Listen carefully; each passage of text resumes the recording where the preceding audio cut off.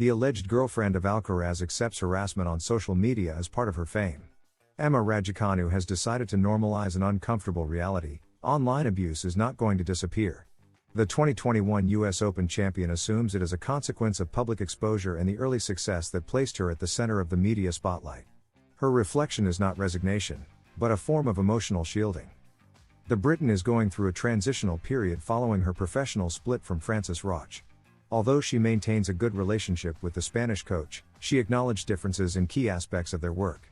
For now, she is not looking for a coach, in a gesture that reveals a need for pause and rebuilding after months of instability. Recent physical problems have been added to the sporting turbulence. A virus contracted in Cluj affected her performance during the Middle East swing and left after effects that impacted her preparation.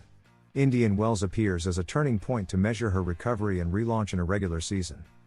The toughest episode of the past year was the in-person harassment that led her to break down in tears during a match after identifying in the stands an individual who had intimidated her days earlier. Raducanu understands that exposure entails risks, but insists that her focus is on strengthening herself mentally and continuing to compete. Beyond titles or rankings, the Briton champions resilience as the central lesson of her career.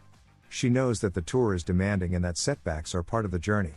Her goal is both simple and ambitious at the same time: to get back up every time she stumbles and to sustain her identity amid the constant noise. Alcaraz stands his ground and responds to Sinner's threat. The rivalry sustaining modern tennis has added a new chapter off the court. With Roland Garros 2026 looming on the horizon, Jannik Sinner has not hidden his hunger for glory, openly declaring his intention to dethrone Carlos Alcaraz on his home turf.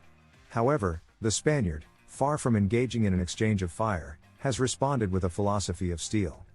In a press appearance that radiated serenity, the Mercian made it clear that his radar does not pick up on others' movements. For Carlitos, tennis has stopped being a chase for records and has become a celebration of health. I've been injured, and in that time when you're out of competition, you miss it.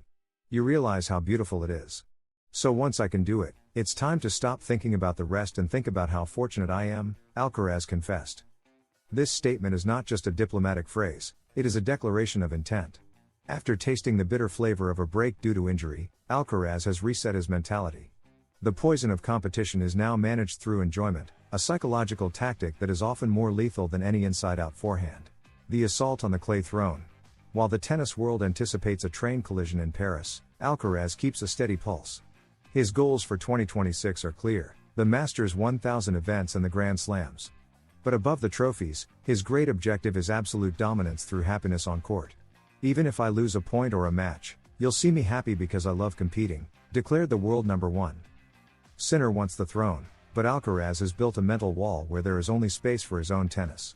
The battle for Roland Garros has already begun, and it's not being played with rackets, but with the mind. Jannik Sinner explained his biggest crisis in the tennis world. Jannik Sinner bowed out earlier than expected in the ATP 500 Doha. Could Mensik beat him? Yes. But it is still one of the biggest surprises of the tournament.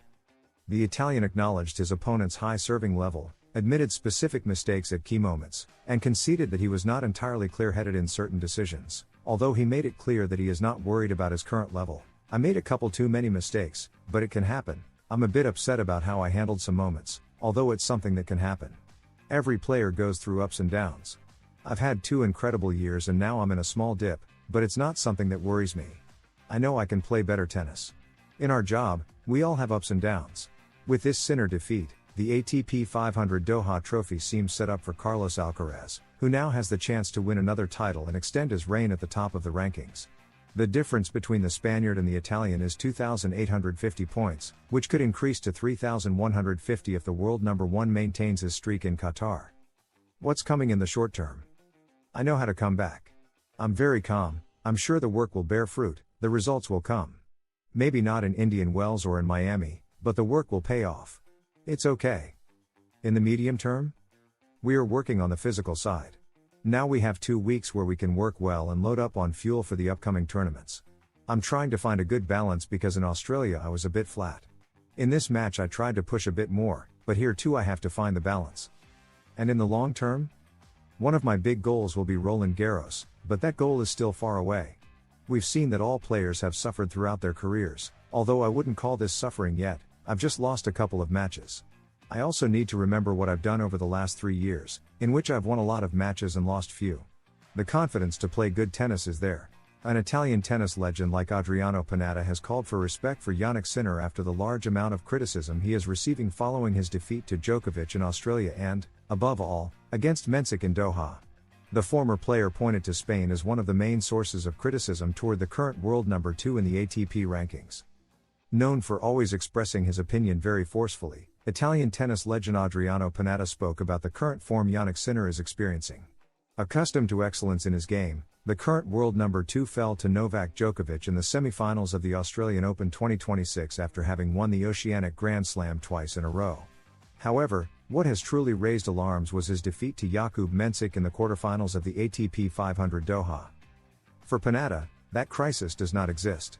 It's logical that they're writing this now and they would be happy if it were true, but I'm sorry to contradict them. Jannik is not in crisis at all. Adriano Panatta began regarding the criticism from Spain towards Sinner in comments to La Nuova D's and statements reported by Corriere dello Sport.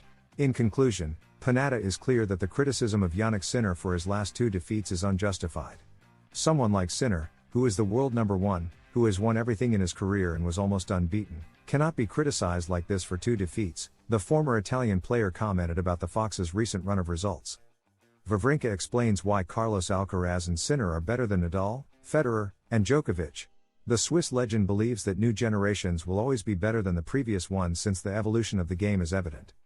After debuting with a first-round victory at the ATP Dubai against Benjamin Hassan, 7-5, 6-3, Stan Wawrinka gave an interview to journalist Rima Bulal in which, among other aspects, he explained why Alcaraz and Sinner are better than Nadal, Federer, and Djokovic. I think the evolution of the game is evident right now. The level is really high, that's for sure. The new generations will always be better than the previous ones, and we can see it, the Swiss began. For the 3-time Grand Slam champion, tennis conditions are increasingly different. The conditions have also changed a bit, with the balls and tournaments being a bit slower, so the style of play is somewhat different. And if you look at the current level of Jannik and Carlos, it's incredibly high, extremely high. And you still have Novak competing with them, he noted. In fact, Wawrinka, who is living his final season as a professional, has one last wish before hanging up his racket, to face Alcaraz. I've had the opportunity to play against Jannik many times, the last matches were really tough. And I hope to be able to play against Carlos at least once before I retire, he concluded. Second tournament of the year and second title for Carlos Alcaraz. The Merchant added the Doha tournament to his resume after defeating Frenchman Arthur Fils in the final, a victory that also allows him to add 500 valuable points to solidify his world number 1 ranking. The recent Australian Open champion will total 13,550 points this Monday, with a wide advantage over his closest, and in fact only, pursuer, Jannik Sinner, who after falling in the quarterfinals to Jakub Mensik remains at 10,350. Thus, the Spaniard's lead stands at 3,200 points, a margin that guarantees him the top spot in the rankings for at least 66 weeks, the same number of weeks Sinner has held that position. And that is despite the fact that the Italian will add points in every tournament he plays until the Masters 1000 in Rome because last season he could not compete during that period due to a doping suspension that kept him off the courts for 3 months. In any case, even if the Transalpine player accumulates the maximum points until then, he will not be able to catch the Spaniard until at least the start of the clay court season. In other words, even if Alcaraz falters in the upcoming tournaments, he will remain at the top at least until the end of the Monte Carlo Masters 1000, which concludes on Sunday, April 12, where the Spaniard defends 1,000 points as the reigning champion. After a week's break, Alcaraz and Sinner will experience, from March 4 to 15, a new chapter in their particular battle for the throne of world tennis.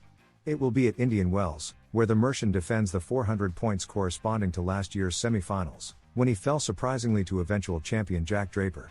For his part, and as previously mentioned, Sinner does not defend points until May due to the doping sanction that kept him off the courts for 3 months, so he will also add points at the end of March at the Miami Masters 1000, where Alcaraz defends only the 10 points from the second round reached last year, when he was upset by Belgian David Goffin. Behind Alcaraz and Sinner, everything remains the same, with Novak Djokovic, 5,280 points, in third position, Alexander Zverev, 4,555, in fourth, and Lorenzo Musetti, 4,405, in fifth. Zverev explains the reason for his defeat against Alcaraz. The German tennis player analyzed ahead of the ATP Acapulco his tough defeat against the world number 1 at the Australian Open 2026, as well as the main change he has implemented in his game. Alexander Zverev will return to the tour early this morning at the ATP Acapulco 2026, after not competing since his semi-final defeat at the Australian Open against Carlos Alcaraz. In the lead-up to his match, the German player analyzed the tough defeat against the world number one and the changes he is making to take a qualitative leap in his career.